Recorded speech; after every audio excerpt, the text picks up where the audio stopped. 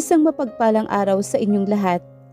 Maraming salamat sa patuloy ninyong pagsubaybay at pagsuporta sa bawat kwentong ibinabahagi ko rito sa mga kwento ni Angelina.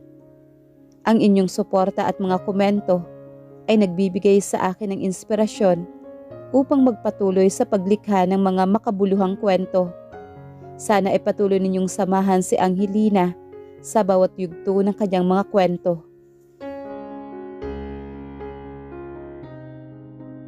Kilalanin si Lorenzo Vidales, siya ang panganay at CEO ng Vidales Corporation. Walang awa at malamig ang pakikitungo sa lahat, ngunit mainit ang pagmamahal sa mga malalapit sa kanya. Lubos siyang naniniwala sa arranged marriage dahil galing ang mga magulang niya noon. Kilalanin si Divine, siya ang bunso at misteryosang dalaga, isang mahinhin ngunit masayahin at handa sa mga bagong karanasan sa buhay. Ayaw niyang mag-asawa pa, ngunit nang makita niya si Lorenzo Vidales, mabilis tong nabighani sa kanya at ito pa mismo ang nagpursige sa mga magulang nila na maikasal sila. Ano ang mangyayari matapos ang kanilang kasal? Tanging isang paraan lamang na iisip ni Lorenzo upang mapa sa kanya ang magandang asawa, ang magkaroon sila ng anak. Sa pagkakaroon ng katuparan na magkaroon ng anak, mahalin na kaya siya ng asawa? Malalim ang gabi, ngunit gising na gising ang buong ikalimumpung palapag ng Vidales Corporation. Sa ibabaw ng kanyang marmol na mesa, tahimik pinag-aaralan ni Lorenzo Vidales ang pinakahuling ulat sa pananalapi. Ang kanyang mukha ay tila bangin ng yelo, malamig, walang emosyon at may otoridad. Nakayang magpatahimik maging sa mga veteranong board director sa isang tingin lamang. Sa edad na 30, si Lorenzo ay kilala bilang isa sa pinakamatagumpay ngunit pinakamabangis na bilyonaryo sa bansa. Walang espasyo para sa kahinaan ng kanyang dekadatura. Ang kanyang ama at ina ay matagal nang naretiro, ngunit iniwan sila sa kanya ang isang malaking imperyo na itinatag hindi sa pamamagitan ng lambing kundi sa bakal na disiplina. Mr. Vidales, narito na po ang mga dokumento para sa susunod na merger. Mahinang wika ng kanyang sekretarya habang nanginginig ang mga kamay sa pag-abot ng itim na folder. Hindi man lamang lumingon si Lorenzo, ang kanyang boses ay mababa, mabigat at tila tumatagos sa buto. Ilapag mo sa gilid at sabihin sa logistics na 3 minutong pagkaantala lamang ang rason kung bakit bumaba ang stocks natin kahapon, sisante na sila bukas. Opo, sir. Mabilis sa tugon ng sekretarya bago nagmamadaling lumabas ng silid. Para kay Lorenzo, ang mundo ay umiikot sa sistema ng negosyo, lohika at kapangyarihan. Ngunit sa kabila ng kanyang tagumpay, may isang paksang madalas pagtalunan sa loob ng marangyang tahanan ng mga Vidales, ang kanyang personal na buhay. Ayon sa tradisyon at paniniwala ng kanyang yumaong lolo at mga magulang, ang pinakamatatag na pundasyon ay nagmumula sa isang pinagkasundoang kasalan o arranged marriage. Para sa kanila, ang pag-ibig ay sumusunod lamang sa obligasyon at respeto, hindi sa pabigla-biglang damdamin. Kinabukasan, habang nag-aabang si Lorenzo sa kanyang pribadong opisina, dumating ang kanyang abang si Don Eduardo Vidales. Seryoso ang mukha ng matanda nang maupo ito sa silang kaharap ng kanyang anak. Lorenzo, hanggang kailan mo dededmahin ang tungkol sa iyong pag-aasawa? Tanong ni Don Eduardo nang walang paligoy-ligoy. Ang Vidales Corporation ay nangangailangan ng tagapagmana na may dugong kasing dalisay ng sa atin. Naniniwala ako sa kapangyarihan ng tradisyonal na kasunduan. Nakahanap na ako ng pamilyang nababagay sa ating estado. Tumingin si Lorenzo sa kanyang ama. Ang kanyang mga matang kulay abo tila nagpapakita ng kawalang interes.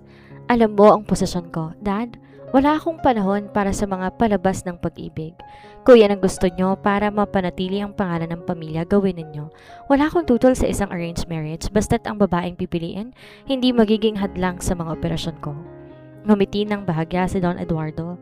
Mabuti naman at nagkaintindihan tayo. Ang pamilyang tinutukoy ko tahimik, may dangal, malayo sa ingay ng lipunan. Ang bunsong anak nila ay kilala sa pagiging mahinhin, ngunit may taglay na hiwaga at sariling paninindigan. Hindi alam ni Lorenzo ang desisyong iyon ng kanyang ama ang siyang tuluyang magpapataob sa kanyang malamig at kalkuladong mundo. Sa kabilang dako ng lungsod, isang dalagang nagngangalang Divine ang tahimik na namumuhay. Walang kamalay-malay na ang kanyang simpleng buhay ay nakatali na sa pinakamakapangyarihang bilyonaryo sa bansa. Isang lalaking handang maging mabangis, makuha lamang gusto. Ngunit hindi rin namamalayan na ang kanyang sariling puso ang siyang unang mabibihag. Ilang milya ang layo mula sa makintab na tore ng Vidales Corporation sa gitna ng lungsod na natiling payapa, tila naiiba ang takbo ng oras sa lumang subdivision kung saan nakatayo ang tahanan ng Pamilya Santos. Dito lumaki si Divine, ang bunsong anak na kilala sa buong komunidad bilang isang napakatahimik, mahinhin, ngunit may kakaibang sigla at ngiting nagbibigay buhay sa kanilang bakuran. Habang abala ang karamihan sa paghabol ng mabilis sa takbo ng modernong mundo, si Divine ay masayang nagdidilig ng kanyang mga halaman at nagpipinta sa maliit na beranda ng kanilang bahay. Sa kabila ng kanyang angking kagandahan na madalas mapansin ng mga dumadaan, may taglay siyang hiwaga, isang malalim na uri ng pagiging pribado. Ayon sa kanya, ang buhay ay hindi kailangan maging magulo o puno ng ingay para maging makabuluhan. Madalas niyang sinasabi sa kanyang mga magulang na wala siyang balak mag-asawa o pumasok sa anumang komplikadong relasyon. Para kay Divine, ang kanyang kalayaan, ang kanyang sining at ang kapayapaan ng kanyang sariling mundo ang pinakamahalagang kayamanan. Ngunit ang tahimik na mundong yon ay biglang yumanig, isang hapon ng Sabado. Isang itim na limusinang marangyang huminto sa tapat ng kanilang simpleng tarangkahan. Ang mga kapitbahay palihim na sumilip sa kanilang bintana, nagtataka kung anong klaseng tao ang dumating sa kanilang tahimik na komunidad. Bumaba ang isang matikas na matanda na may dalang otoridad sa bawat hakbang, si Don Eduardo Vidales. Kasama nitong ilang mga tauhan na may dalang mga dokumento at formal na kasulatan. Nagulat ang mga magulang ni Divine at mabilis silang lumabas upang salubungin ang kilalang bilyonaryo. Si Divine naman na noon ay may suot na simpleng puting bestida at may mansa pa ng pintura sa daliri ay nanatili sa likod ng beranda, naguguluhan sa presensya ng mga taong yon. Magandang hapon mga magulang ni Divine, panimula ni Don Eduardo nang may matatag ngunit magalang na tono. Nariyan ba ang inyong bunsong anak? Ako si Don Eduardo Vidales at naparito ako, hindi bilang estranghero kundi bilang isang taong may seryosong layunin. Lumapit si Divine nang tawagin siya ng kanyang ama. Bahagya siyang yumuko bilang paggalang. Ang kanyang mga mata ay nagtatanong, "Divine, iha," wika ni Don Eduardo habang matamang tinitigan ang dalaga. Ramdam ng matanda ang sinasabi ng kanyang mga mata, ang hiwaga, ang dangal at ang katapatan na hinahanap niya para sa kanyang anak. Ang aking panganay na anak na si Lorenzo, ang CEO ng Vidales Corporation ay nasa hustong gulang na upang magtayo ng sarili niyang pamilya. Naniniwala ako ng iyong angkan at ang iyong pagkatao ang tanging karapat-dapat na makasama niya habang buhay. Ang kasunduang ito hindi basta negosyo, ito ay isang tadhana. Nanlaki ang mga mata ni Divine sa narinig. Po, isang kasunduan, ngunit hindi ko po kilala ang inyong anak at wala po sa plano kong mag-asawa lalo na sa isang taong kilala sa pagiging mahigpit at malamig sa industriya. Ang mga bagay na hindi pinano, madalas siyang pinakamagandang regalo ng tadhana, sagot ni Don Eduardo ng may ngiti. Kilala ko si Lorenzo. Siya ay may pusong bakal, ngunit tiwala ako, ikaw lamang ang tayong nilalang sa mundong ito na may kapangyarihang magpalambot sa kanya. Sa kabilang dako, sa loob ng kanyang malawak na opisina, hindi alam ni Divine na sa parehong sandali ay pinagmamasdan na niya si Lorenzo sa pamamagitan ng litratong iniwan ng kanyang ama sa ibabaw ng mesa. Sa unang pagkakataon, ang malabig na mata ng bilyonaryo napako sa isang mukha. Isang mukha na nagdala ng kakaibang init sa kanyang dibdib. Isang hamon na agad niyang tinanggap ng may pagnanasa na ang babaeng ito ay dapat maging kanya sa ayaw at sa gusto nito. Isang linggo matapos ang pagbisita ni Don Eduardo sa kanilang tahanan, ang tahimik at simpleng mundo ni Divine ay tuluyang nilamon ng karangyaan at kapangyarihan ng pamilyang Vidales. Di na to simpleng usapan lamang, ang mga dokumento ng kasunduan, formal nang nagdaan ng kanilang mga magulang. Kahit anong pilit ni Divine na tumanggi, nanaig pa rin ang galang sa kanyang mga magulang at ang bigat ng obligasyon na nakasalalay sa kanilang pamilya. Isang gabi, pinatawag siya ni Don Eduardo sa isang eksklusibong pribadong restaurant sa gitna ng Bonifacio Global City. Akala ni Divine magiging formal na hapunan to kasama ng matanda. Ngunit pagpasok niya sa VIP room, ang tanging naroroon ay isang matangkad, pormadong lalaki na nakatarikod habang tanaw ang nagniningning na ilaw ng lungsod mula sa malaking salamin. Nang marinig nito ang pagbukas ng pinto, dahan-dahang lumingon si Lorenzo Vidales. Sa unang pagkakataon, nagtagpo ang kanilang mga mata. Ang titig ni Lorenzo ay matalim, tila sinusukat bawat paghinga ng dalaga. Malamig, seryoso at may otoridad na nagpakabog sa dibdib ni Divine. Si Lorenzo naman natigilan ng ilang segundo. Ang litratong nakita niya noon ay walang labis na may pagmamalaki kumpara sa pisikal na presensya ng dalaga sa kanyang harapan. Ang mahinhin nitong tindig, ang natural na ganda na walang bahid ng kolorete at ang kakaibang ningning ng katatagan sa mga mata nito. Ikaw pala si Divine, basag ni Lorenzo sa katahimikan. Ang kanyang boses mababa, may garalgal ng kapangyarihan ngunit sadyang formal. Ang babaeng pinili ng aking ama upang maging bahagi ng buhay ko? Lumunok si Divine, pilit panatilihin ang tikas at huwag magpatakot sa presensya ng lalaki. At ikaw si Lorenzo, ang CEO na kilala sa kawalan ng awa sa negosyo. Nais kong malaman mo na ang kasalang ito hindi ko ginusto. Sumunod lamang ako sa aking mga magulang. Isang malamig na ngiti ang sumilip sa labi ni Lorenzo. Lumapit to ng paunti-unti. Ang mga hakbang ay mabibigat at may paniniguro sa bawat galaw. Tumigil to ilang pulgada lamang ang layo mula kay Divine. Sapat para maamoy ng dalaga ang mamahaling pabango nito na hinaluan ng formal na presensya ng isang bilyonaryo. Hindi ko rin naman ginusto ang ganitong sistema, Divine. Bulong ni Lorenzo habang nakatitig ng diretsyo sa kanyang mga mata. Ngunit habang nakatayo ka ngayon sa harapan ko, alam ko na ang isang bagay. Ang desisyon ng aking ama ay ang pinakamagandang desisyon na ginawa ng pamilya namin. Sa sandaling ikasal tayo, ikaw ay mapapa sa akin. Katawan, pangalan at ang iyong buong mundo. Napakurap si Divine sa tapang ng mga salita nito. Masyado kang mayabang, Lorenzo. Kala mo ba madali kang pasunurin? Ang kasunduang ito ay papel lamang. Papel man o hindi, sisiguraduhin kong sa pagtatapos ng araw, ang pusong yan na nagmamagaling na tumanggi ay matututong tuwibok para sa akin. Tugon ni Lorenzo nang may kasiguraduhan sa tono. Sa gabing yon, habang magkatapat silang kumakain sa isang mesang puno ng tensyon, alam na nilang dalawa ang kanilang pagsasama ay hindi na magiging payapa. Ito ay magiging isang damdaming digmaan sa pagitan ng malamig na yelo at nag-aapoy na tadhana. Ang araw na pinangangambahan ni Divine at hinihintay naman ng buong lipunan ay sa wakas sumapit na. Ang St. Alfonso's Mary de Liguori Parish sa Makati ay binabantayan ng mga pribadong gwardya at pinalilibutan ng daan-daang mamamahayag at mga kilalang personalidad sa bansa. Para sa media, ito ang kasal ng taon. Ang pag-iisang dibdib ng pinaka-maimpluwensyang bilyonaryo at CEO na si Lorenzo Vidales at ng misteryosong dalaga mula sa simpleng pamilya, si Divine.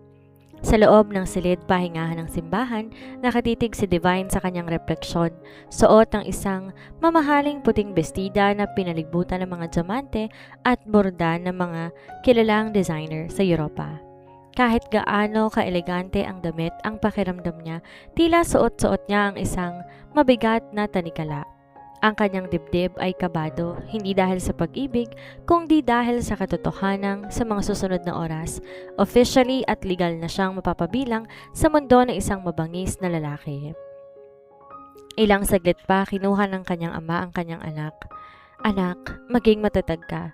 Alam ko, kaya mong harapin ang mundong pinasok mo. Bulong ng kanyang ama na may halong pagsisisi at pag-aalala. Nang tumugtog ang marangyang musika, at bumuka sa malaking pintuan ng simbahan, ang lahat ng atensyon ay binalingan sa Divine. Habang naglalakad siya sa pulang carpet, sinalubong siya ng matang nakatingin mula sa iba't ibang direksyon. Ngunit sa dulo ng altara nag-iisang pares ng mga mata na nakapako sa kanya, ang kay Lorenzo. Nakatayo si Lorenzo suot ng isang formal na sastring itim na tuxedo na lalo pang nagpalitaw ng kanyang tikas at angking kagwapuhan. Wala siyang ngiti sa labi, ngunit ang kanyang mga mata nagliliyab sa isang kakaibang emosyon. Ang pagmamayari, para bang sinasabi nito anuman ang mangyari, ang babaeng naglalakad patungo sa kanya ay sa kanya habang buhay. Nang marating ni Divine ang harapan, iniabot ng kanyang ama ang kanyang kamay kay Lorenzo. Mahigpit na hinawakan ni Lorenzo ang mga daliri ni Divine.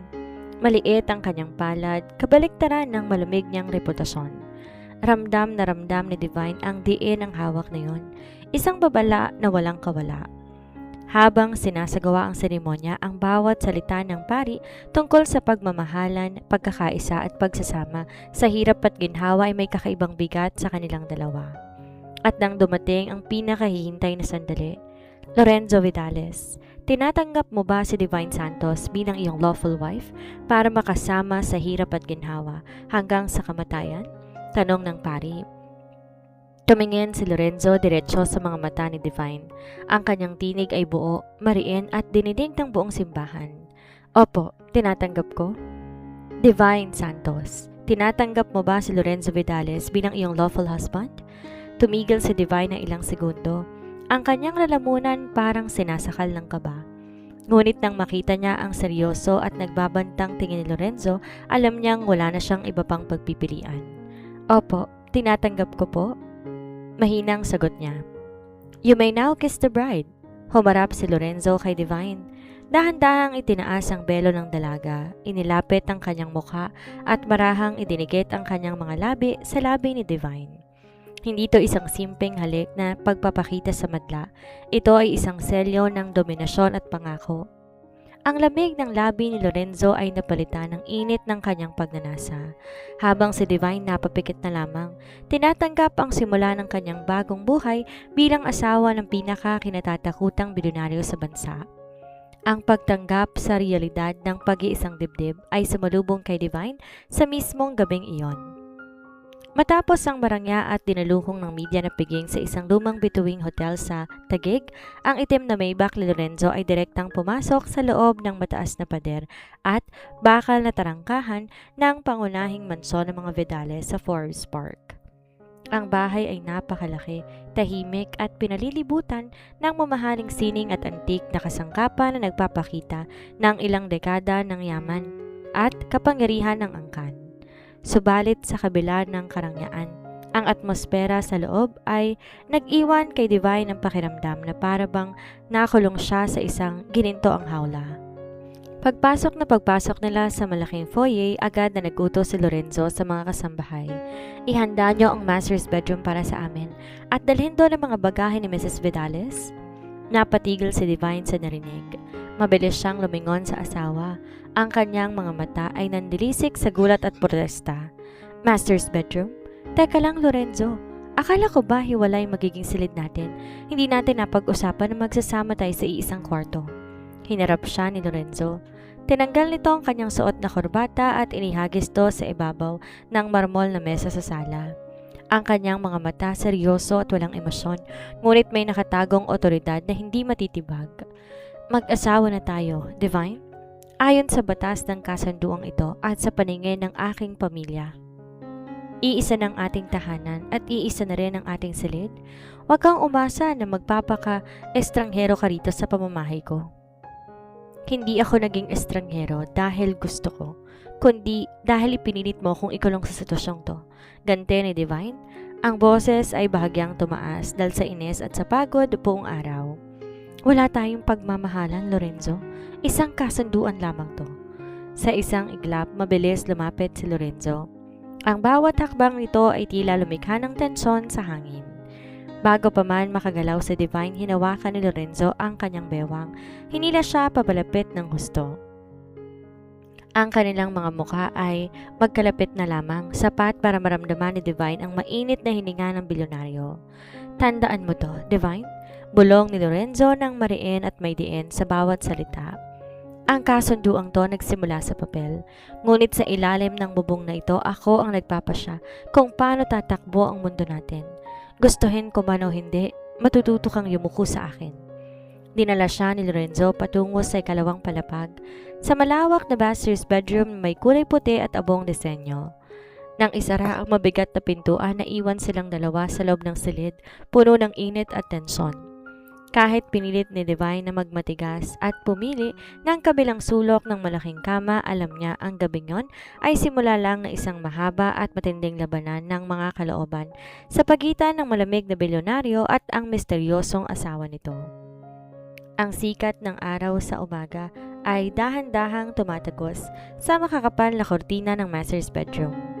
Sa pagkabukas ng mga mata ni Divine, napagtanto niya na nakatulog siya sa kabilang dulo ng napakalaking kama, habang si Lorenzo naman ay wala sa kanyang tabi. At ang tanging nagpapaalala na may katabi siya kagabi ay ang bahagyang lukot ng kabilang bahagi ng tekapunda at ng naiwang amoy ng mamahaling pabango ng lalaki.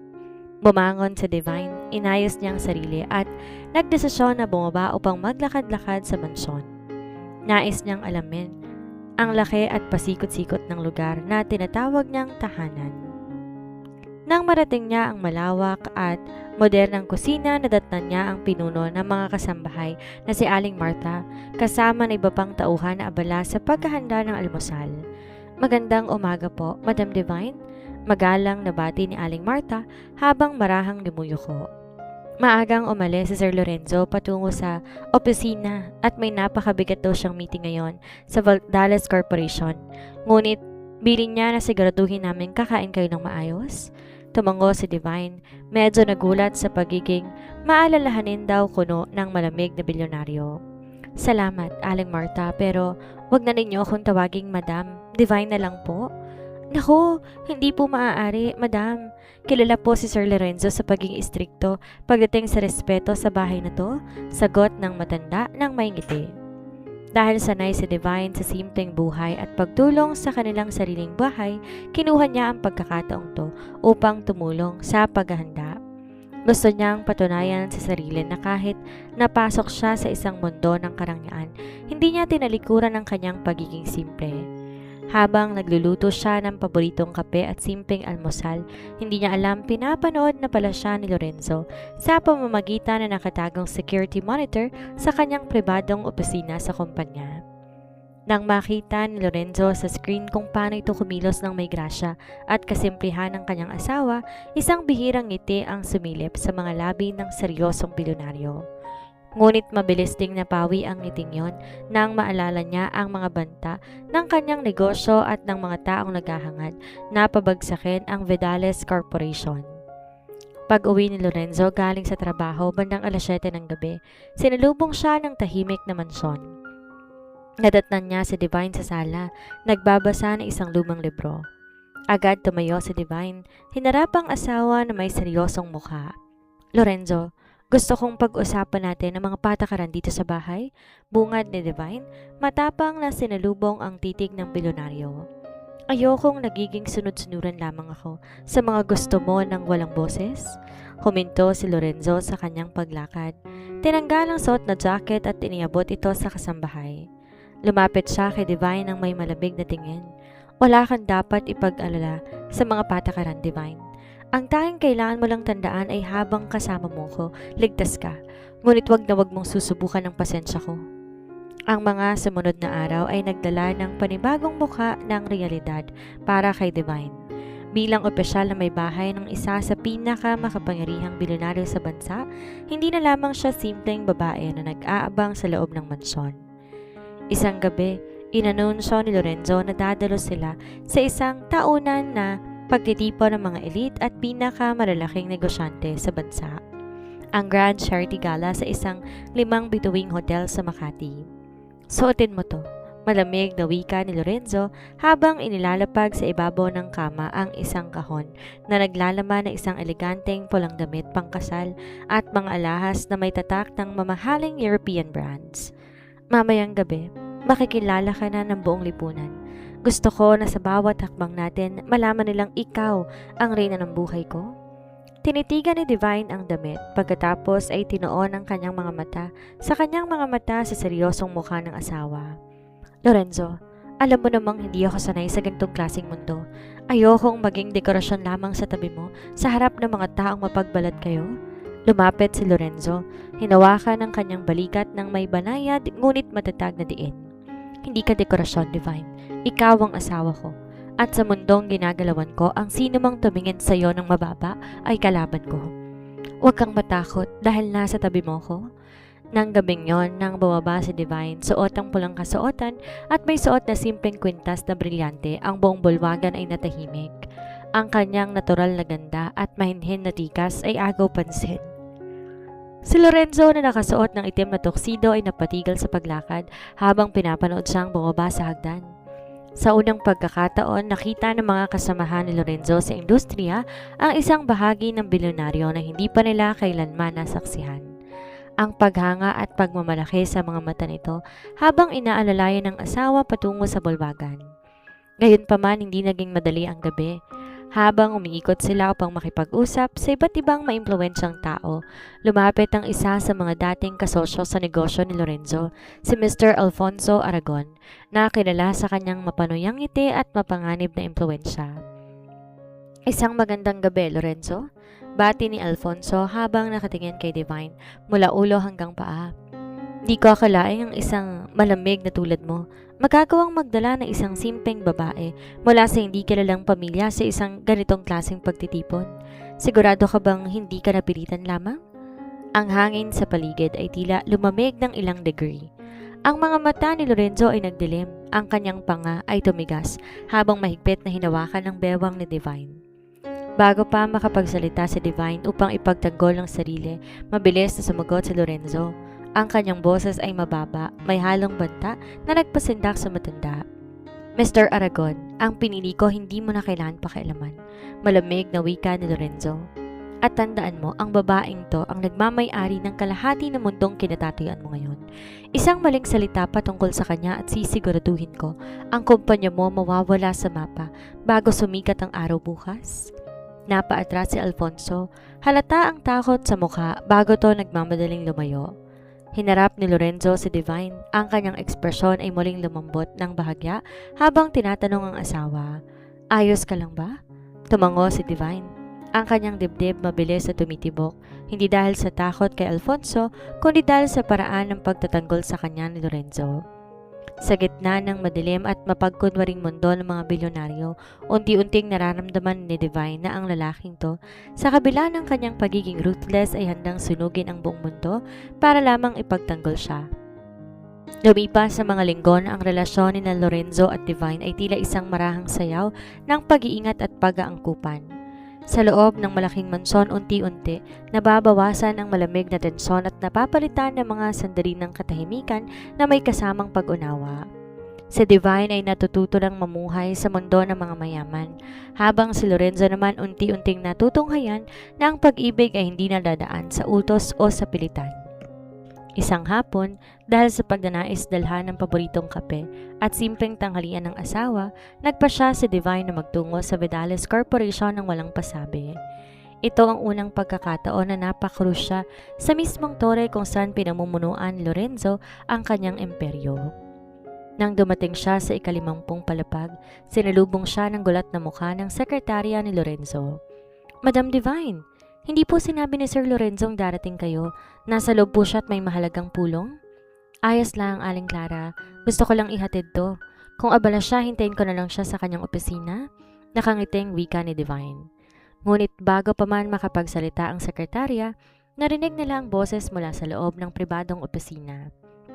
Nakabukas ng bahagya ang mabigat na pintuang kahoy at maririnig ang mainit na pagtatalo sa pagitan ni Lorenzo at ng isa sa mga board directors. "Hindi ko papayagan ang desisyon na yan, Lorenzo," galit na sigaw ng direktor. "Ang pagkuha mo sa lupain yon sa probinsya, maglalagay sa panganib sa pondo ng korporasyon.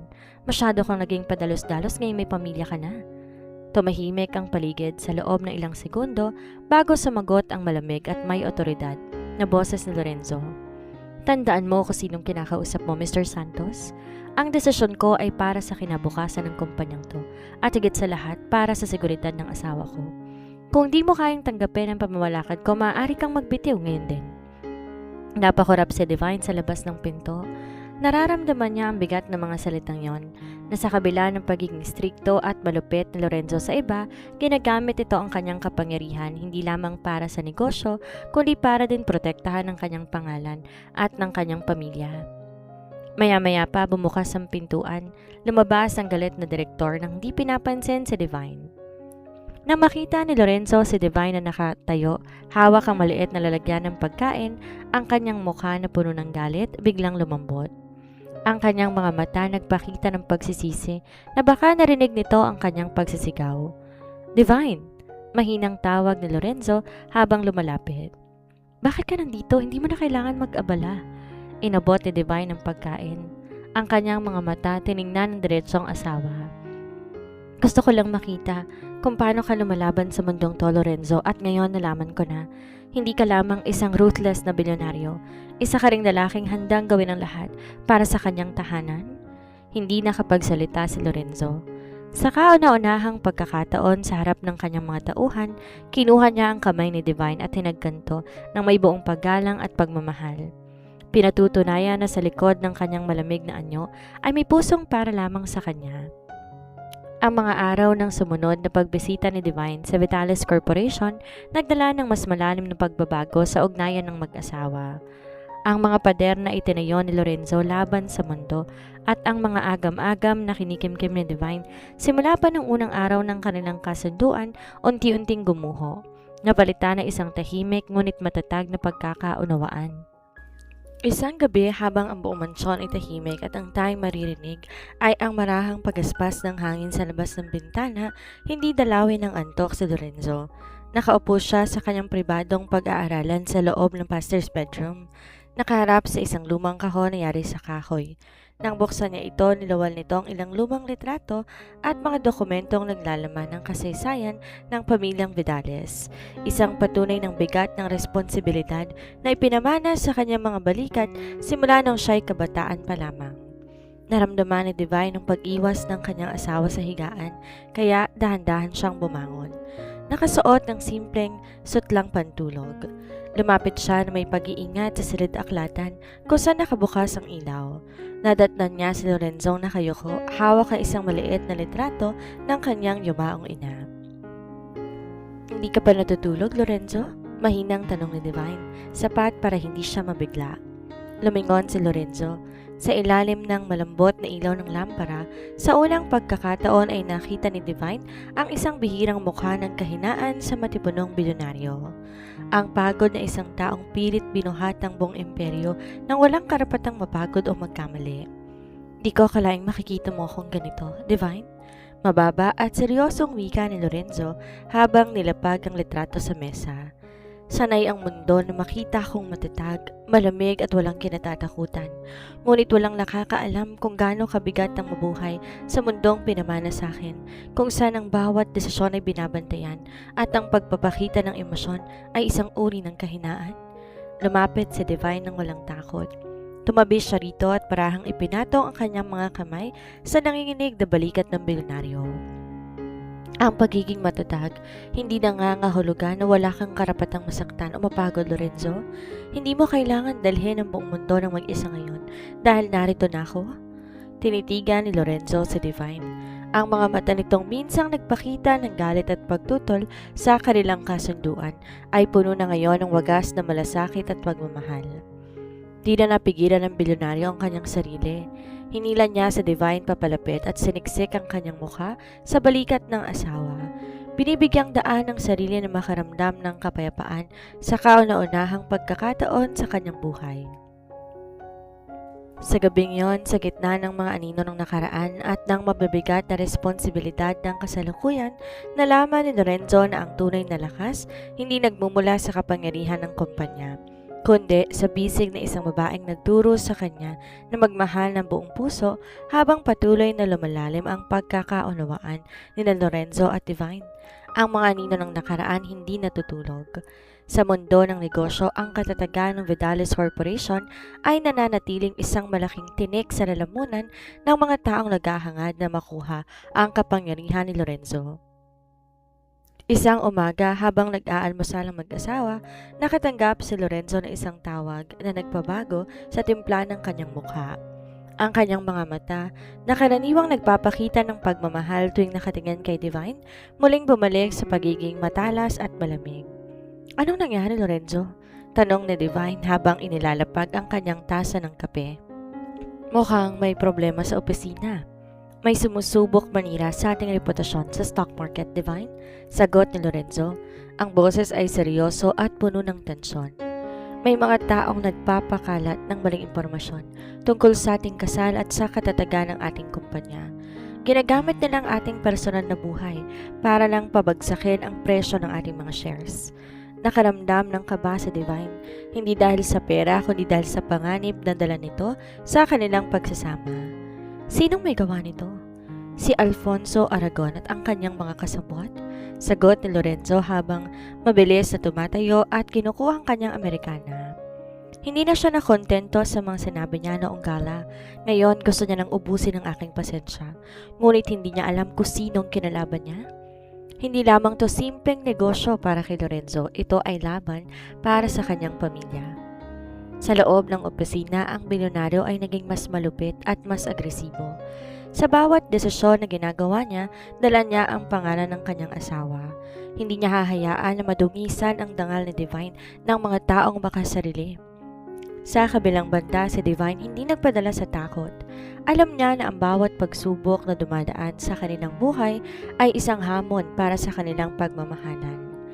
Sa halip na magtago sa mansyon, nagpa siya si Divine na kumilos. Ginamit niya ang kanyang koneksyon sa sining at ang kanyang impluensya sa komunidad upang ipakita ang tunay na mukha ng kanilang pamilya. Isang mukha ng pagtitiwala at katatagan na malayo sa mga chismis ng media. Sa isang press conference na tinawag ni Lorenzo, sa halip na siya lang ang humarap sa mga mamamahayag, sinama niya si Divine. Sa harap na napakaraming kamera at mga matang mapanuri, mahigpit na hinawakan ni Lorenzo ang kamay ng asawa. Ang aking kumpanya ay itinatag sa katotohanan. Pahayag ni Lorenzo sa harap ng madla. Ang kanyang boses ay may otoridad na hindi matitibag. At ang aking pamilya ay ang pinakamahalagang bahagi ng aking buhay. Sino mang sumubok manira sa amin, hindi lamang kinalaban ng isang bilyonaryo, kinalaban nila ang pundasyon ng aking pagkatao.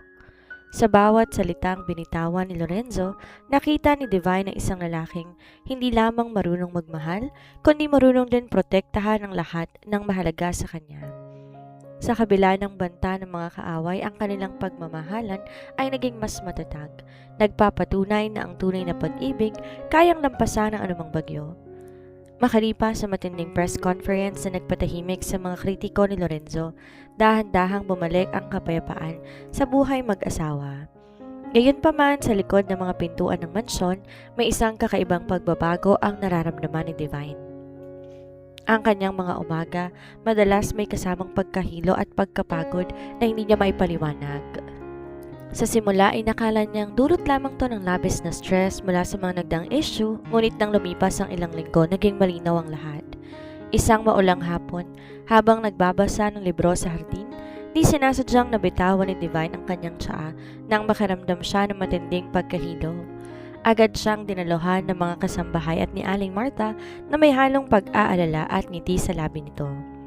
Madam Divine, mukhang kailangan natin ipatawag ang inyong doktor, wika ni Aling Marta na may masayang kislap sa mga mata. Ang ganitong mga sintomas tila may magandang balita na darating. Nang makarating ang resulta ng medical check-up, ang buong mansyon ay nabalot ng kagalakan. Si Divine ay nagdadalang tao. Sa unang pagkakataon, ang misteryosang dalaga nakaramdam ng kaba na hinaluan ng matinding ligaya. Ang kaba ng pagiging isang ina sa isang bata na nagmumula sa pagmamahalan nila ni Lorenzo. Nang gabing yon, hindi mapakali si Divine habang hinihintay ang pag-uwi ng kanyang asawa. Nang marinig ang tunog ng sasakyan ni Lorenzo, sinulubong niya ito sa foyer. Ang bilyonaryo na pagod galing sa mahabang araw sa opisina, agad na napansin ang kakaibang ningning sa mga mata ni Divine. May problema ba, Divine? Bakit tila ang ganda ng iyong ngiti ngayong gabi? Tanong ni Lorenzo habang tinatanggal ang kanyang Amerikana. Dinala ni Divine ang kamay ni Lorenzo at ipinatong to sa kanyang tiyan. Ang kanyang mga mata ay nagniningning habang bumubulong. Hindi problema, Lorenzo, kundi isang regalo. Magkakaroon tayo ng pamilya. Magiging ama ka na. Tumigil ang mundo ni Lorenzo. Ang lalaking kilala sa kanyang kawalang emosyon, nakaramdam na isang damdamin na hindi pa niya kailanman naranasan. Isang matinding pag-apaw ng pagmamahal at responsibilidad. Dahan-dahan niyang hinaplos ang tiyan ni Divine. Ang kanyang mga mata ay nanlabo sa luha na hindi niya ikinahiya. Isang anak, bulong niya, boses na punong-puno ng pag-asa. Sa wakas, Divine, ang ating pagmamahalan ay may bunga na. Sa sandaling yon, ang malamig at ruthless na bilyonaryo ay tuluyang nagbago. Ang kanyang focus na noon nakatuon lamang sa pagmamalaki ng kanyang yaman ay lumipat sa pagbuo ng isang ligtas na mundo para sa kanyang mag-ina. Alam ni Lorenzo na ang pagdating ng kanilang anak ang magiging susi upang tuluyang magpatibay sa kanilang pagsasama at handa siyang gawin lahat kahit bitawan ng kanyang pagiging matigas, mapatunayan lamang na karapat-dapat siyang maging ama at asawang mapagmahal. Mula nang malaman na nagdadalang tao sa Divine, ang buong mansyon ng mga Vidales parang binago ng isang mahiwagang wand. Ang dating malamig, seryoso at laging nagmamadaling CEO ng Vidales Corporation ay tila isinilang muli bilang isang lalaking labis ang pag-iingat sa bawat hakbang ng kanyang asawa. Si Lorenzo na kilala sa industriya bilang isang malupit na bilyonaryo na walang sinasanto, ngayon ay personal na nagbabantay sa mga kinakain ni Divine, nagpapatulog ng malumanay na musika sa kanilang silid at madalas pang nakaluhod sa gilid ng higaan upang kausapin at hagkan ang unti-unti lumalaking tiyan ng kanyang asawa. Lorenzo, hindi na ako baldado. Nakangiting reklamo ni Divine isang umaga habang inaalalayan siya ng asawa. Lorenzo. Humarap si Lorenzo na may seryoso ngunit mapagmalaksakin na mukha. Hindi ko ipagkakatiwala ang kaligtasan mo at ang anak natin sa tadhana, Divine. Mula ngayon, bawat galaw mo babantayan ko. Kung kailangan kong dalhin ang buong opisina dito sa mansyon para lang mabantayan ka ng sabay, gagawin ko. Napakurap si Divine sa labis na pagkaatupag ng asawa. Sa kabila ng pagiging mahigpit nito, ramdam niya ang wagas na pagmamahal at takot na baka mawala sa kanila ang munting anghel na paparating. Ang dating matigas na pader sa pagitan nila tuluyan ang gumuho, pinapalitan ng isang malalim na pagsasama na puno ng pag-aaruga. Gayunpaman, sa kabila ng kaligayahan sa loob ng tahanan, may mga bagong ulap na nagbabadyang bumagsak sa labas. Si Alfonso Aragon na napahiya sa huling tangkang paninira sa Vidales Corporation ay di pa rin tumigil sa paghahanap ng paraan upang makaganti. Ginamit ang huling natitirang koneksyon sa mga disgruntled board members upang magplano ng isang mapanganib na hakbang na posibleng sumira sa personal na buhay at negosyo ni Lorenzo. Isang gabi habang nagpapahinga sa Divine sa hardin, napansin niya ang kakaibang seryosong mukha ni Lorenzo habang kausap sa telepono ang pinuno ng kanyang security team. Siguraduhin ninyong walang makakalapit sa mansyon. Mariing utos ni Lorenzo bago ibaba ang tawag. Paglingon niya, nakita niyang nakatayo si Divine at nagtatanong ang mga mata. Lumapit si Lorenzo, inakap ng mahigpit ang asawa sabay bulong. Huwag kang matakot, Divine. Kahit sino pang sumubok sirain ng pamilyang to, sisiguraduhin ko, magsisisi sila na isinilang pa sila sa mundong to. Sa gitna ng banta ng mga kaaway, lalong tumibay ang paniniwala ni Divine na ang lalaking pinakasalan niya sa simula ay isang nag-aanyong yelo. Ngunit sa loob may pusong handang sumuong sa buong mundo para lamang protektahan ang kanyang pamilya. Ang simoy ng hangin sa labas ng mansyon ng mga Vidales nagdala ng malamig na babala. Sa kabila ng mahigpit na seguridad na ipinatupad ni Lorenzo, ang mga anino ng panganib ay tahimik na gumagapang papalapit. Si Alfonso Aragon dala ang matinding puot at pagnanais na makuha ang imperyo ng mga Vidales ay naglunsad ng kanyang huling mapanganib na hakbang. Isang tangkang pag-atake sa personal na buhay ng bilyonaryo upang sirain to mula sa kaibuturan. Madaling araw noon nang magising si Divine dahil sa kakaibang ingay mula sa labas ng kanilang silid. Ang mga ilaw sa pasilyo ay bahagyang kumikislap at ang tahimik na kapaligiran nabasag ng mga yabag na hindi pamilyar sa mga kasambahay. Agad na dumilat si Lorenzo. Ang kanyang mga mata na punong-puno ng antok kanina ay mabilis na palitan ng talas at lamig ng isang mandirigma. Alam niya agad ang ibig sabihin ng sitwasyon. Hindi ito simpleng magnanakaw. Ito ay isang profesional na panggigipit na pinangunahan ng kanyang mga kalaban sa negosyo. Divine, Huwag kang aalis sa tabi ng kama. Mahigpit ngunit banayad na wika ni Lorenzo habang maingat na binubuksan ang drawer ng kanyang mesa upang kunin ang kanyang lisensyadong baril. Ang kanyang mukha ay seryoso, walang bahid ng takot kung hindi, puro determinasyon na ipagtanggol ang kanyang mag-iina. Lorenzo, mag-ingat ka, nanginginig na bulong ni Divine habang mahigpit na hinawakan ang kanyang tiyan kung saan naroon ang kanilang magiging anak. Ang takot ay kumabog sa kanyang dibdib, hindi para sa sarili kung hindi para sa kaligtasan ng kanyang pamilya. Tumango si Lorenzo. Hinalikan ng mabilis ang noo ng asawa bago tahimik na lumabas ng silid. Sa ibabang bahagi ng mansyon, sinalubong ni Lorenzo ang mga tauhan ni Alfonso na nakapasok sa pamamagitan ng pag-iitsa ng mga tauhan sa likod na bakod. Sa isang madilim na sulok ng malaking sala, naganap ang isang mabilis at maingat na sagupaan. Ang dating seryosong CEO ay nagpakita ng kanyang natatagong galing sa martial arts at depensa sa sarili. Isa-isang pinabagsak ni Lorenzo ang mga intruder nang walang kahirap-hirap. Ang kanyang galit ay nag-aalab sa bawat suntok at sipa upang masiguro na walang makakaabot sa silid ng kanyang asawa.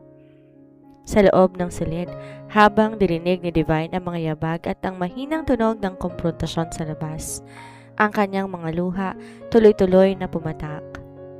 Hindi na siya ang babaeng takot na takot sa kasunduan noon.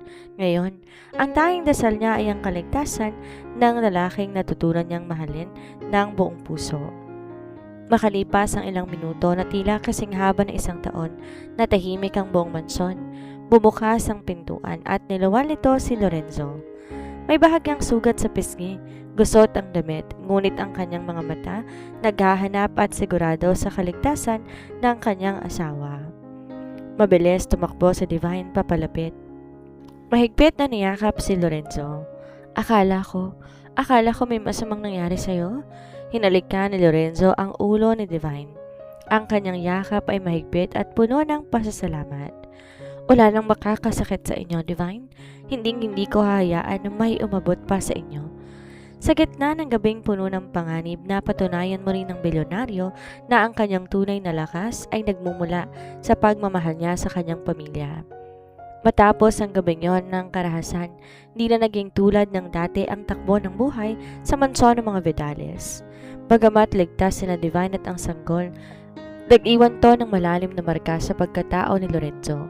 Ang pagiging ruthless niya na dati nakatuon lamang sa pagpapalago ng korporasyon ay ganap na ngayong inilaan sa proteksyon ng kanyang tahanan. Si Alfonso Aragon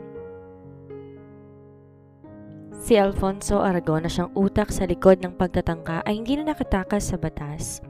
Gamit ang impluwensya at mga ebidensyang nakalap ni Lorenzo, binuwag ng bilyonaryo ang imperyo ni Aragon ng walang awa. Sa loob ng isang linggo, ang kumpanya ni Aragon dineklarang bankrupt at ang mga pangalan na sangkot sa pag-atake ay isa-isang pinanagot sa harap ng hustisya. Para kay Lorenzo, itong huling babala sa sinumang mangangahas gambalain ang kanyang katahimikan. Ngunit sa kabila ng pagkapanalo laban sa mga kaaway, isang bagong unos ang dumating sa loob ng mansyon. Ang matinding pagbubuntis sa Divine. Dahil sa stress ng nagdaang gabi, naging sensitibo ang kondisyon ng dalaga. Madalas siyang makaramdam ng matinding pagkapagod at ang kanyang kalusugan ay naging focus ng lahat ng atensyon sa bahay. Hindi ko na alam ang gagawin ko. Pagtatapat ni Lorenzo kay Divine isang gabi habang binabantayan nito ang pagtulog ng asawa. Hawak niya ang kamay ni Divine, ang kanyang mga mata puno ng pag-aalala. Sana ako na lang ang nadadala ng sakit at pagod na nararamdaman mo ngayon? Dahan-dahan, idinilat ni Divine ang kanyang mga mata. Ngumiti siya ng bahagya kahit ramdam niya ang bigat ng kanyang katawan. Di mo kailangan maramdaman ang sakit, Lorenzo. Ang sapat na makita kang nasa tabi ko at ang malamang ligtas ang ating anak. Yun ang pinakamagandang gamot para sa akin. Dinala ni Lorenzo ang kamay ng asawa sa kanyang labi at tinagkanto ng matagal. Napatunayan ko na sa mundong to, walang perang makakabili ng kapayapaan sa loob. Noon, akala ko, ang yaman na nagbibigay sa akin ng kontrol.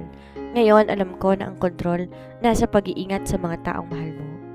Dahil sa sitwasyon, nagpasya si Lorenzo na pansamantalang iwanan ang pagpapatakbo ng Vidales Corporation sa kanyang mga pinagkakatiwalaang kanang kamay. Pinasa niya ang kontrol ng kumpanya na may tiwala at ang kanyang buong oras ay ibinigay sa pag-aalaga kay Divine. Ang dating malupit na CEO ay naging isang masugid na tagapag-alaga. Binabasa lahat ng libro tungkol sa pagiging ama. Pinipili ang mga masusustansyang pagkain at sinusunod ang bawat payo ng doktor. Pinakita ng kabanatang ito na ang tunay na lalaki hindi nasusukat sa dami ng kanyang pera o bagsik ng kanyang pangalan, kundi sa kanyang kahandaang bitawan lahat ng iyon para sa kanyang pamilya. Sa gitna ng bagyo ng kanilang buhay, sina Lorenzo at Divine ay naging mas matatag. Nagpapatunay na ang kanilang pagmamahalan ay hindi lamang isang kasunduan, kundi isang wagas na pagsasama na handang maghintay at maghirap. Mapatunayan lang na sila'y karapat-dapat sa bawat isa. Ang mga buwan ay mabilis na lumipas at ang mansyon ng mga Vidales unti-unting napuno ng mga gamit na pambata, maliliit na sapatos, malalambot na kumot at mga laruan na yari sa pinakamalalambot na tela. Para kay Lorenzo, ang bawat kagamitang ito ay sumisimbolo sa isang panibagong simula. Isang kinabukasan na hindi niya binuo para sa kanyang sariling karangalan, kundi para sa munting nilalang na malapit na nilang makapiling. Si Divine, kahit hirap sa paggalaw dahil sa laki ng kanyang tiyan, ay hindi maipinta ang saya sa mukha. Bawat sipa ng bata sa loob ng kanyang sinapupunan ay tila isang kumpirmasyon na ang kanilang pagmamahalan ay may bunga ng buhay. Sa bawat gabi, matatagpuan silang dalawa sa loob ng silid na nilaan para sa sanggol, kung saan pinag-uusapan nila ang mga pangarap, hindi tungkol sa pagpapahawak ng kumpanya, kundi tungkol sa pagtuturo sa anak ng mga simpleng ligaya ng buhay. Ano sa tingin mo, Lorenzo? Tanong ni Divine habang pinagmamasdan ng pinturang kulay puti at asul sa pader ng nursery room. Magiging magaling kaya tayong mga magulang? Lumapit si Lorenzo mula sa likuran, dahan-dahang niyakap ang asawa. Nilagay ang kanyang mga kamay sa itaas ng tiyan ni Divine. Ang kanyang boses ay puno ng katapatan. Hindi man ako perpekto, Divine. Alam ko ang mga pagkakamali ko sa nakaraan. Ngunit sisiguraduhin kong ang anak natin lalaking hindi tulad ng malamig at seryosong Lorenzo na nakilala mo noon.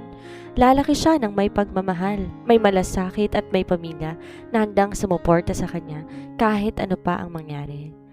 Sa mga sandaling yon, naramdam ni Divine ang sinseridad ni Lorenzo. Hindi na ito ang lalaking kinatatakutan ng mga tao sa boardroom. Ito na ang lalaki na handang maging haligi ng kanilang pamilya. Napagtanto ni Divine na ang tunay na pag-ibig hindi lang nakikita sa mga mararanyang regalo, kundi sa mga oras na nilalaan ng isang lalaki para magpakumbaba at maging karapat-dapat sa pagmamahal ng kanyang asawa. Gayunman, sa kabila ng lahat ng paghahanda, isang matinding emosyon ang bumalot sa kanila habang papalapit ang takdang araw ng panganganak. Naging mas maingat si Lorenzo sa bawat hakbang. Pinalitan ng kanyang personal security detail ng mga taong mas mapagkakatiwalaan at nakahanda ang lahat ng medikal na kagamitan sa loob ng kanilang mansyon sa silid kung kinakailangan. Isang gabi, habang nakatingin sa mga bituin mula sa balkonahe, nagpahayag si Lorenzo ng kanyang panata. Divine, bago dumating ang anak natin, gusto kong magpasalamat. Salamat dahil hindi ka sumuko sa akin. Salamat dahil tinuruan mo ko. Ang pusong to na hindi tumibok para sa iba. Pinaglaban ko ang pamilyang to hanggang sa aking huling hininga. Ang mga salitang yon ay nagmarka sa puso ni Divine. Alam niya na anumang pagsubok ang dumating sa hinaharap, ang kanilang pagmamahalan, ang pag-ibig na nagbago sa isang malamig at ruthless na bilyonaryo ay sapat na upang malampasan ang lahat. Ang paghahandang to hindi lamang para sa pagdating ng isang sanggol, kundi paghahanda sa isang buhay na puno ng tunay na pag-ibig, katapatan at pamilyang nabuo mula sa isang kasunduan na nauwi sa isang habang buhay na sumpaan. Ang buwan ng Agosto nagdala ng mabibigat na ulan sa labas ng malalaking mansyon ng mga Vidales. Ngunit sa loob, tila may kakaibang init at tensyon na bumabalot sa bawat sulok. Si Divine na ngayon nasa huling yugtunan ng kanyang pagbubuntis, nakaramdam ng biglang paninigas ng tiyan habang sila'y naghahapunan sa pribadong silid kainan. Ang kanyang mukha namumutla at ang librong hawak niya ay malalaglag sa sahig. Agad na napatayo si Lorenzo. Ang dating seryoso at kalkuladong bilyonaryo na wala ng poise sa unang pagkakataon. Ang kanyang mukha na puno ng matinding pag-aalala habang mabilis siyang lumapit sa asawa. Divine, ano nangyari? Masakit ba? Nanginginig ang boses sa tanong ni Lorenzo. Ang kanyang mga kamay hindi alam kung saan hahawak habang sinasalo ang nangihinang katawan ng asawa. Lorenzo, parang malapit na. Nahihirapan na wika ni Divine habang mahigpit kinakapitan ng Amerikana ng lalaki. Ang ating anak, parang gusto niya lang lumabas. Sa loob ng ilang segundo, kumilos si Lorenzo ng may bilis na parang kidlat. Di niya hinintay ang mga kasambahay. Siya mismo nagangat kay Divine patungo sa naghihintay na pribadong sasakyan sa labas.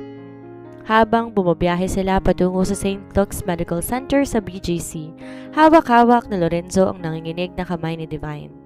Patuloy niyang hinahalikan ang mga daliri nito habang paulit-ulit bumubulong ng mga salitang nagpapalakas ng loob. Huwag kang matakot, Divine. Kasama mo ko, hindi kita iiwan. Paulit-ulit na wika ni Lorenzo. Ang kanyang mga mata ay basang-basa ng luha na noon lang niya nakita sa kanyang mga tauhan. Para sa kanya, ang milyon-milyong pisong kumpanya ay walang halaga kumpara sa babaeng nasa kanyang harapan ngayon. Pagdating sa ospital, mabilis na dinala sa Divine sa delivery room. Si Lorenzo nagpilit pumasok sa loob ang surgical gown kahit ang mga doktor ay medyo nagulat sa desisyon ng makapangyarihang CEO. Ayaw niyang iwan si Divine kahit isang segundo lamang. Naging mahaba at emosyonal ang mga sumunod na oras. Habang nakikipaglaban si Divine sa sakit at pagod ng panganganak, si Lorenzo naman naging sandigan nito. Mahigpit niyang hinawakan ang kamay ng asawa, pinunasan ng mga pawis sa noon nito at ibinulong lahat ng pangako ng pagmamahal. Kaya mo to, mahal ko? Magkasama nating binuo ang pamilyang to, nandito lang ako para sa'yo. Bulong ni Lorenzo sa tenga ni Divine. Ang kanyang tinig ay puno ng wagas na pagsusumamo at pagmamahal. Sa gitna ng mga sigaw at paghihirap, narinig sa wakas ang pinakahintay na tunog, ang malakas na iyak ng sanggol. Isang malusog na sanggol na lalaki ang inabot ng doktor kay Divine. Ang pagod sa mukha ng bagong ina, agad na palitan na isang napakatamis ng ngiti nang makita ang munting anghel. Si Lorenzo naman natulala habang nakatitig sa sanggol. Ang lalaking minsan tinawag na ruthless at cold-hearted, tuluyang lumambot. Lumuhod siya sa gilid ng higaan, dahan-dahang hinawakan ang mumunting kamay ng kanilang anak at hinalikan ang noo ng kanyang mag-ina. Sa gabing yon, sa gitna ng puti at malamig na silid ng ospital, pinatunayan ni Lorenzo na ang tunay na kapangyarihan ay wala sa kayamanan kung hindi nasa pagmamahal na kanyang handang maghintay, magpakumbaba, magbago para sa pamilyang tinayo niya ng may buong katapatan. Tahimik at payapa ang buong mansyon ng mga Vidales. Ang dating malamig, seryoso at parang kuta ng yelong gusali ay tuluyan ng binago ng tawanan, iyak at sigla ng isang sanggol. Sa loob ng malaking silid tulugan ni Lorenzo at Divine, ang sinag ng hapon ay banayad na pumapasok sa malalaking salaming bintana, nagbibigay ng mainit na kulay sa buong kwarto. Si Lorenzo, ang lalaking minsang kinatatakutan at ginagalang bilang pinakamabangis na bilyonaryo sa buong bansa, ay nakaluhod ngayon sa gilid ng malaking kama. Hawak-hawak ang mumunting paa ng kanilang anak na si Lucas. Wala nang mamahaling korbata at ang formal na sastreng Amerikana na kadalasang sumisimbolo sa kanyang kapangyarihan sa Vidales Corporation. Ang natira lang ay isang ama, isang asawa at isang lalaking lubos na nagpapakumbaba sa harap ng kanyang pamilya. Divine, mahinang tawag ni Lorenzo habang dahan-dahang inilalapat ang kanyang mukha sa asawa. Ang kanyang mga mata basang-basa ng emosyon. Di ko akalain ng isang tulad ko na nabuhay sa galit, lamig at puro kalkulasyon sa negosyo ay makakatagpo ng ganitong klaseng kapayapaan. Si Divine na nakasandal sa mga unan habang nakasuot ng simpleng puting kasuotan ay ngumiti ng may labis na katamisan. Hinaplos niya ang pisngi ng asawa. Ang mga daliri banayad na gumuhit sa mukha ng lalaking minsan ay tinakot niya na ngayon ay pinakaligtas sa kanlungan ng kanyang buhay. Nung una tayong pinagtagpo ng ating mga magulang sa pamamagitan ng isang kasunduan, akala ko ang katapusan ko ang pumasok sa mundong ito, bulong ni Divine. Ang boses ay puno ng pagmamahal. Akala ko ikaw ay isang yelo na hindi matutunaw. Ngunit pinatunayan mo, Lorenzo, na ang tunay na pag-ibig ay hindi nakasalalay sa simula ng isang kwento, kundi sa kung paano ito'y paglaban at pinagayaman sa bawat araw. Inabot ni Lorenzo ang kamay ni Divine at hinalikan to ng paulit-ulit. Binuhos lahat ng pasasalamat na hindi kayang sabihin ng mga simpleng salita. Salamat sa pagtutulungan sa akin, Divine. Salamat sa pagtuturo sa pusong ito na magmahal ng tapat at walang pasubali. Pinapangako ko sa iyo sa harap ng ating anak at ng ating pamilya na ang bawat araw ng buhay ko ay iaalay ko upang maging karapat-dapat na maging asawa mo at ama kay Lucas. Habang pinapanood nila ang kanilang anak na mahimbing na natutulog sa pagitan nilang dalawa, naramdaman nila ang tunay na kahulugan ng tagumpay. Para kay Lorenzo, ang kanyang imperyo ay hindi nasusukat sa bilyon-bilyong pisong kumpanya o sa taas ng mga gusali ng Vidales Corporation, kundi sa init ng tahanan na mula sa isang simpleng papel na kasunduan. Ang kasaysayan ng bilyonaryo na kasing lamig ng yelo ay tuluyan ng nagtapos. Ang naiwan ay kwento ng pag-ibig na nag-iwan ng marka. Isang patunay na kahit gaano katigas ang isang puso, kapag tinamaan ng wagas na pagmamahal at ng tamang tao, ito ay handang maghintay. Maghirap, magbago at mag-alab magpakailanman. 5 taon ang mabilis na lumipas, ang dating tahimik, malamig at tila sementeryong katahimikan sa loob ng malaking mansyon ng mga Vidales sa Forbes Park ay napalitan ngayon ng masayang tawanan, maliliit na yabag ng paa at ingay ng mga laruan na nakakalat sa marmol na sahig. Sa malawak na hardin ng mansyon, kung saan naroon ng mamahaling rosas at halaman na personal inaalagaan ni Divine. Isang batang lalaki, ang kulay abong mga mata, ang matinding tumatakbo habang hawak ang isang laruang eroplano. Si Lucas na ngayon ay 5 taong gulang na ay ang perpektong kopya ng kanyang ama. Mula sa talas ng tingin hanggang sa determinasyon sa mukha, ngunit taglay ang sigla at matatamis ng ngiti ng kanyang ina. Daddy, look! Lumipad ng mataas ang eroplano ko, sigaw ni Lucas habang papalapit sa lalaking nakaupo sa ilalim ng mga puno. Si Lorenzo Vidales, ang minsay kinatatakutan at pinakamabangis na CEO sa buong bansa, ay nakasuot na ngayon ng simpleng puting polo at itim na slacks. Wala na ang mabibigat na dokumento sa kanyang mga kamay. Ang naroroon na lamang ay ang kanyang anak na agad niyang sinalo at inangat sa ere habang tumatawa ng malakas. Ang isang tao na kilala sa kawalan ng emosyon, ngayon nakangiti ng buong puso. Ang kanyang mga mata ay nagniningning sa labis na kaligayahan. Isang pares ng mata na brilyante ang yumapo sa bewang ni Lorenzo mula sa likuran. Dahan-dahan sumandal sa Divine sa balikat ng kanyang asawa. Suot ang isang simpleng dilaw na bestida na lalo pang nagpalitaw sa kanyang walang panahong ganda. Mukhang mas magaling ka pang maging piloto kaysa maging CEO ngayon, Mr. Vidales. Nakangiting biro ni Divine habang inaayos ang buhok ng kanyang asawa. Humarap si Lorenzo, dinala si Divine sa kanyang mga bisig at nilagay sa isang malambing na halik sa noo nito. Ang pagiging CEO ng Vidales Corporation ay madali, Divine. Ngunit ang pagiging ama at asawa sa inyong dalawa, yun ang pinakamagandang trabaho sa buong mundo at hindi ko ipagpapalit kailanman. Habang pinapanood nila si Lucas na tumatakbo palayo para habulin ang kanilang aso, inalala nila ang simula ng lahat. Ang malamig na opisinang yon, ang sapilitang kasunduan, ang mga pagbabanta ng kaaway at mga luha ng sakripisyong nagdala sa kanila sa puntong ito. Ang kasunduan na akala nila ay magiging kulungan, naging isang pinakamagandang tadhana.